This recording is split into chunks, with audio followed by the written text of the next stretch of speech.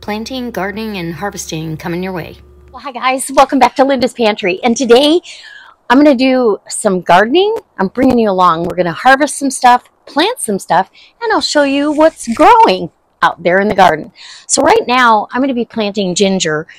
I picked these, I picked these up at the store. You'll want to soak them overnight in just regular tap water.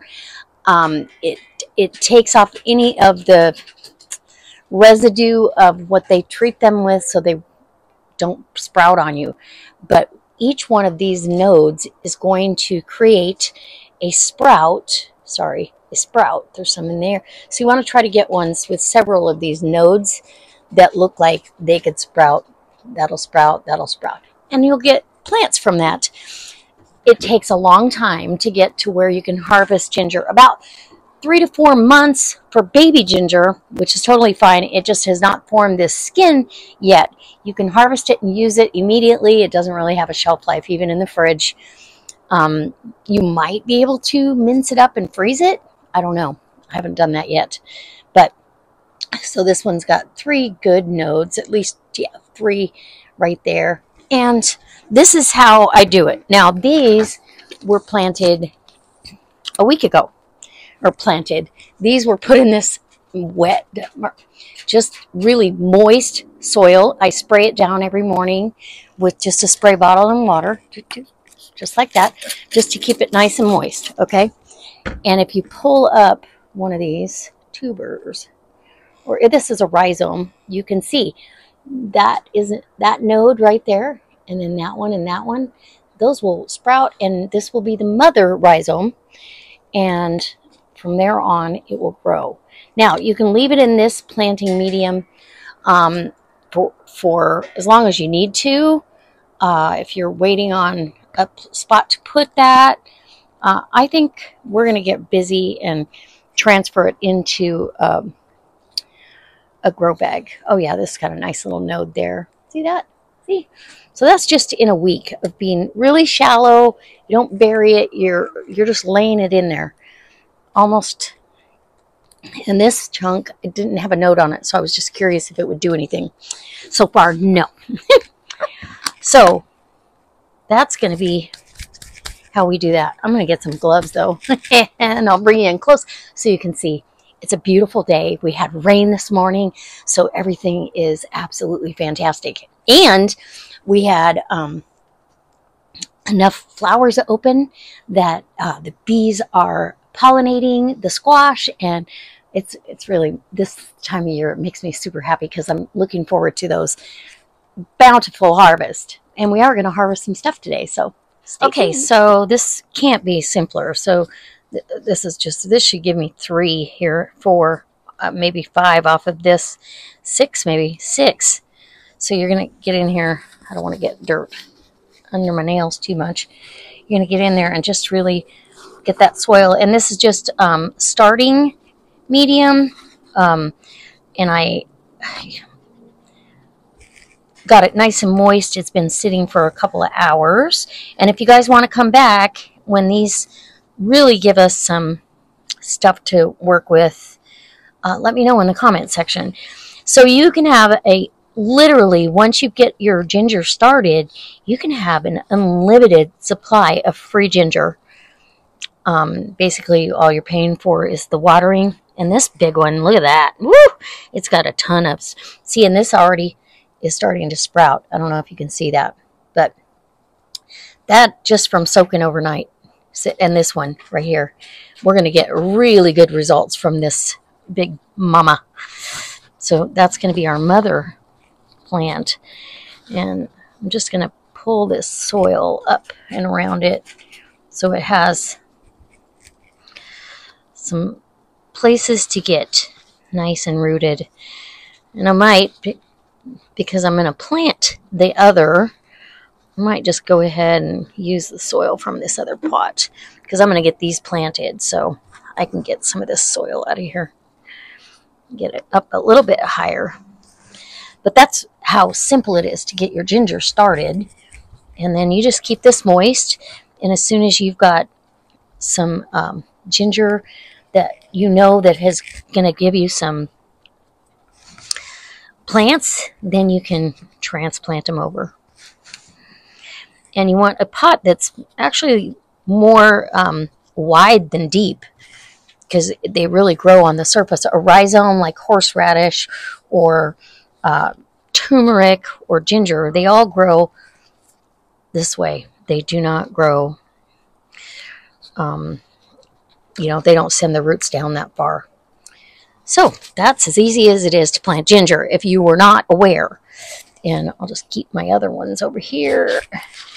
Plant the best ones. These were not good specimens, and I kind of knew that, but I thought, well, it's worth a try. The experiment is, because they really didn't have much when I went to the store.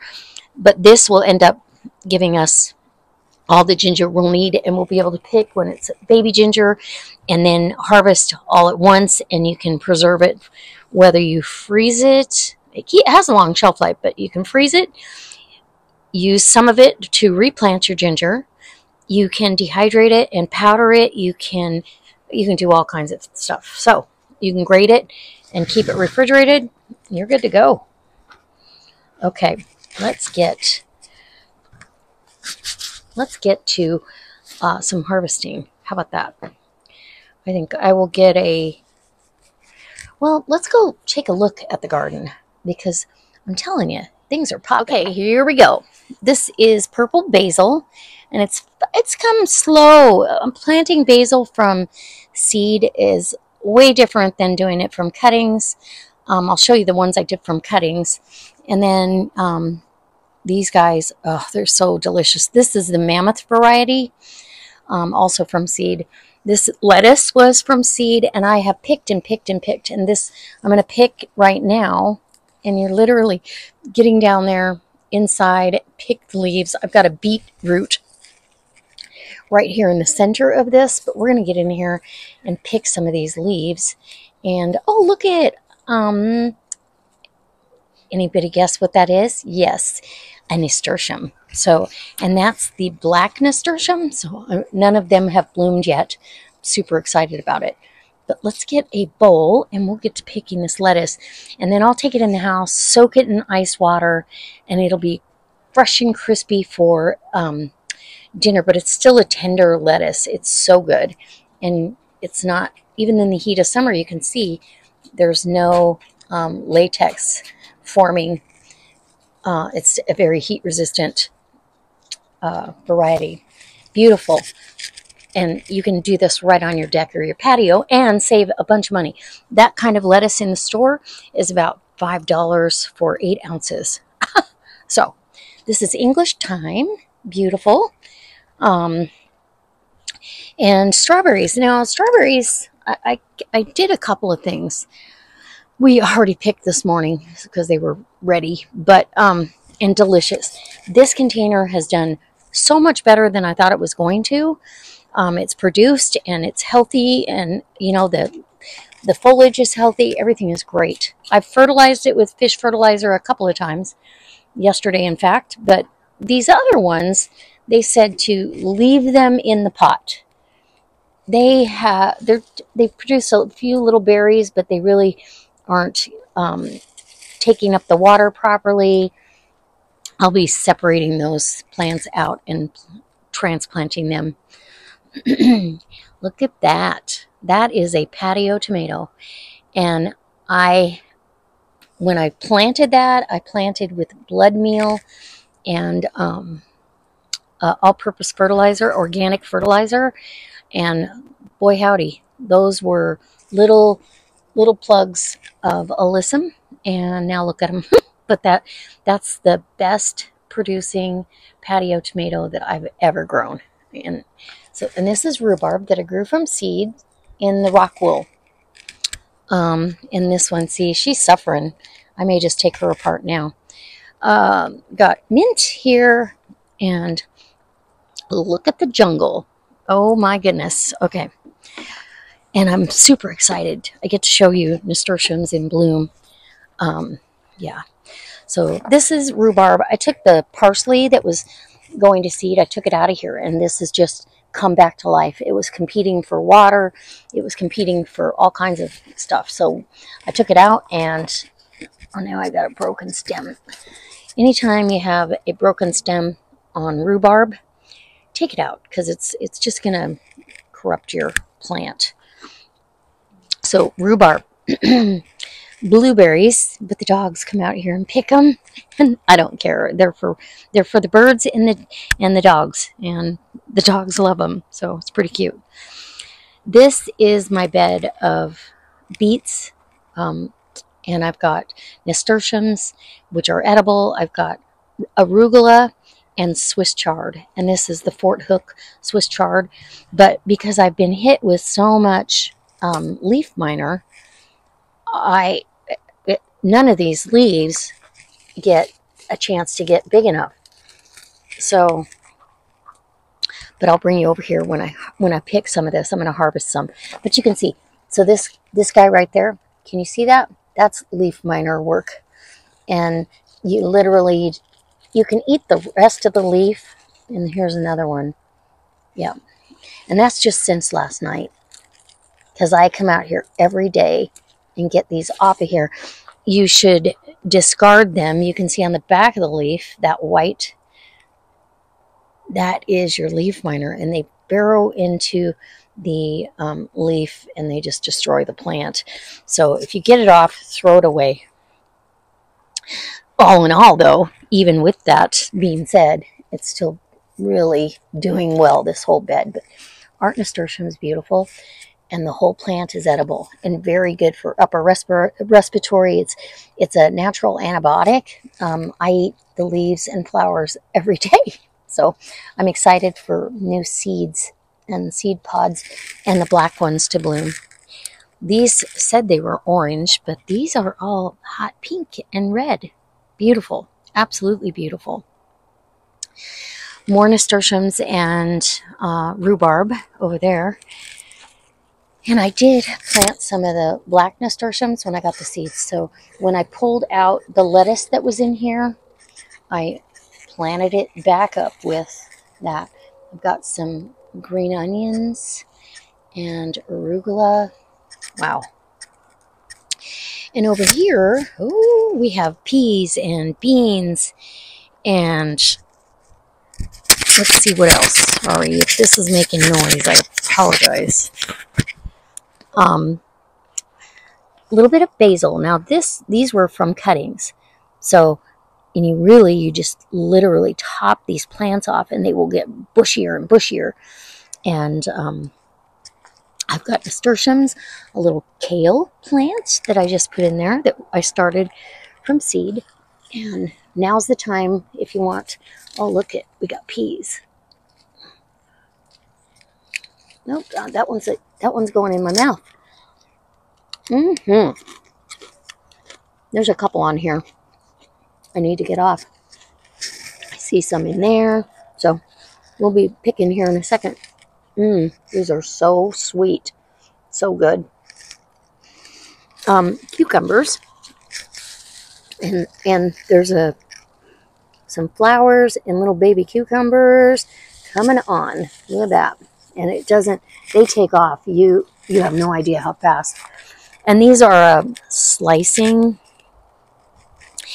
cucumber, supposed to be a more of a bush variety than a climber, but it looks like it could do either. So look at that baby cucumbers. I love it. Okay. Hold on one second. I was about to lose my microphone. Okay, now this is a poblano. So we've got lots of babies here. Nice. Poblano peppers are one of my favorites. And this, oh my goodness. And then this is all green beans, as you can see. Green beans for days. And it's helping shade during the heat of the day. It shades the peas, so the peas will keep producing. And they're, like I said, they're winding right up through here. Yum. And you could eat the pea shoots if you wanted to. Just knocked off a leaf or two. Okay, so this is a purple beauty bell pepper. I picked one that was about that size. I picked it and we had it in our stir fry. just to give the plant some stimulation to produce some more. And it worked because it shot up a bunch of flowers all at once, and now we've got more baby fruit. Asparagus, oh my gosh, asparagus. And celery. Now, today, I'm going to be harvesting some of the celery. I did one yesterday, and I cut it off, and I left it right like it was. I left it in there. But I think, I don't know that that's the great way to do this. I think I'm going to dump the pot into my soil tub, and we'll get them out of there like that. These should have been, because you can tell these outer leaves are yellowing, these should have been picked a while ago, and it's blanched really white. Some of these stalks come way up, a foot long, and full of flavor. A little bit water. They take a ton of water, so I don't know if I'm going to continue to grow. I might grow like a bush variety, or put them where we know we're going to have access to water without a water bill. Ooh, look at that. This lettuce, I picked on this. This is a speckled romaine that I planted from seed, and it's done really well. I picked it 2 or 3 times. I've got one in that one, and there's one over here. Actually 2 plants in this one. So it's still producing. And we've got rhubarb.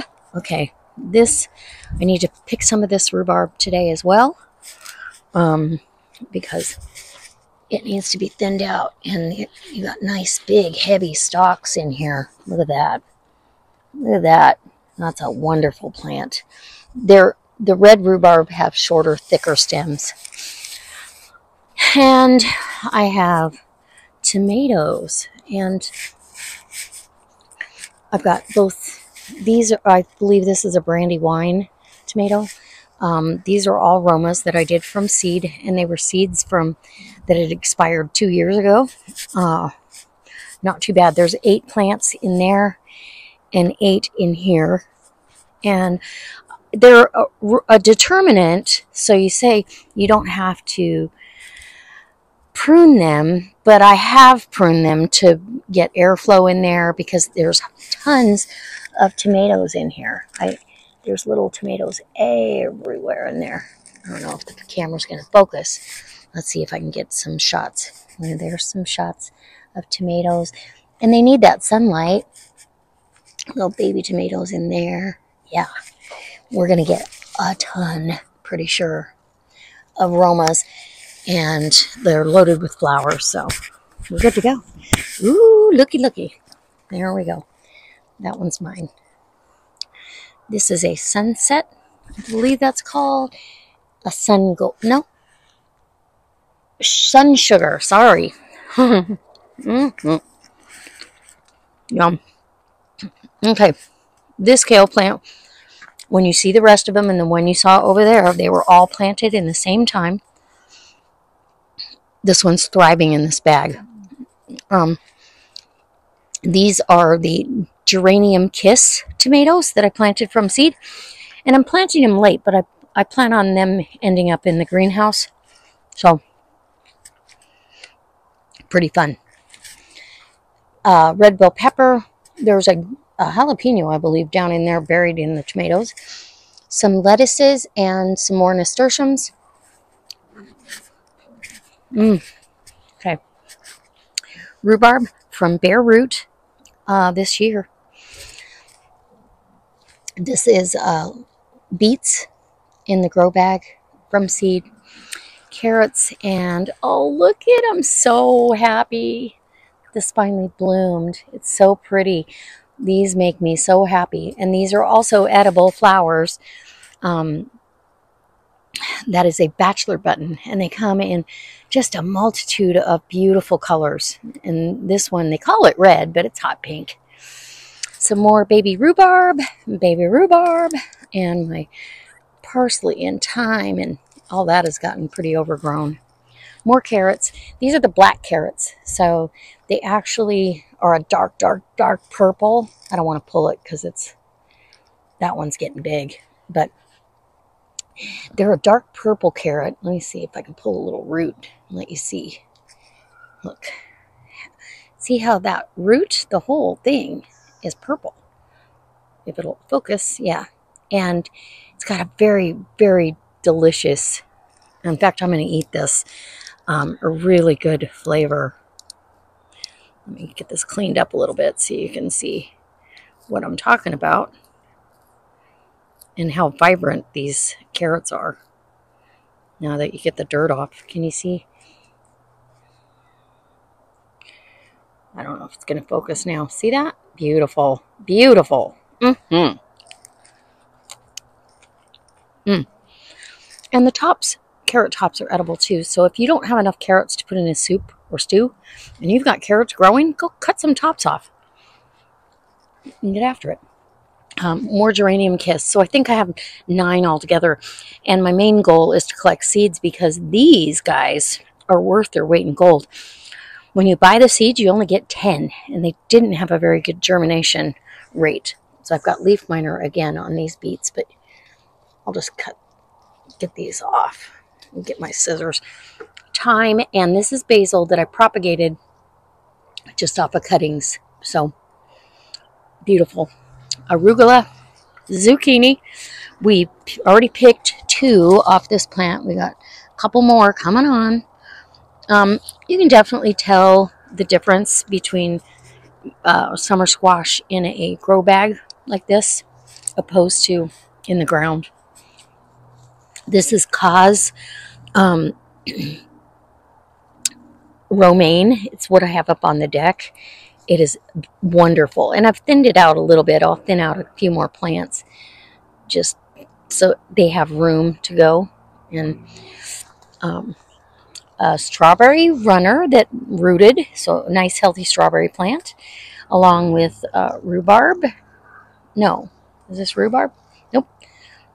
These are beets. Never mind. A red lettuce.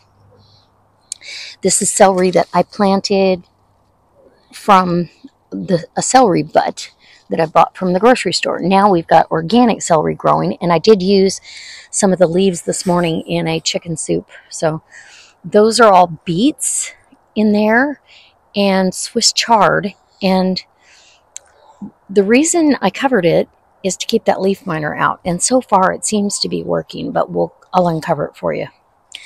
Let me put the camera down and I'll show you. Okay, so, and this is all carrots. These are a Nantes carrot, Nantes. I've thinned on them as they get bigger, and then you get baby carrots out of the deal. There's a couple of celery starts there, and because celery takes so much water doing it from plant starts, I think this will be the way I use it more than anything, because most of the time it's in a stir fry or a soup. So, and these beet leaves and Swiss chard are absolutely, and they're bulbing up already. So this is beetroot or beet leaves. Beets and Swiss chard are the exact same species. One is grown for its leaves and one is grown for its root. And here's a celery right in the middle of this party. But I do have a little bit of leaf miner. I'm going to get in here and cut that out in just a little bit. I've got my rosemary over here. And let me turn the camera around. Oh, I did want to speak about the garlic chive. So they're getting ready to flower, and I'm going to collect seeds from that. Hopefully they get to seeding. And I have tried to kill that thing. I've tried to dig it out. There is no getting rid of it. It's a very hardy plant. I will be cleaning up this succulent too because I end up walking on it. But we'll get over to the wheelbarrow and dump out some celery and see what we got. Okay, I'm going to get this leaf miner out of here first, just because I want to close this back up, and I don't want, it's so much further along over here too that Whew, goodness, there must be some pollen blowing around. Oh, sorry about that. And get any of these leaves that look like they're damaged under here. I'm super excited about all of this. Ah! And there's a slug in there. Okay, we're going to get him out. He doesn't get to live in there any longer. So, okay, I will get him, and you can use a natural organic slug bait, or quite frankly, just move them out of the garden and get rid of them. So, I don't allow them to stay. But it's nice and moist in here because the plants and the foliage is so heavy. None of the ground is, I've got mulch down too, but none of it is exposed to drying out. So it's wonderful. Okay, Mr. Sluggy, you're about to be removed. I'm looking for anybody else. You got any friends in here? Because that's not going to be okay with me. Oh yeah, okay. I'm going to get me a slug out of here. Okay, I had my husband help me. These grow bags are heavy, you know, especially when they're moist and all of that. So I've got some gloves. I'm doing the bag that I showed you that had the one I already cut off. I just cut it off with the knife, and the celery was super white. You're going to be shocked at how blanching does it. But I think the next time I do it, I won't blanch it for as long.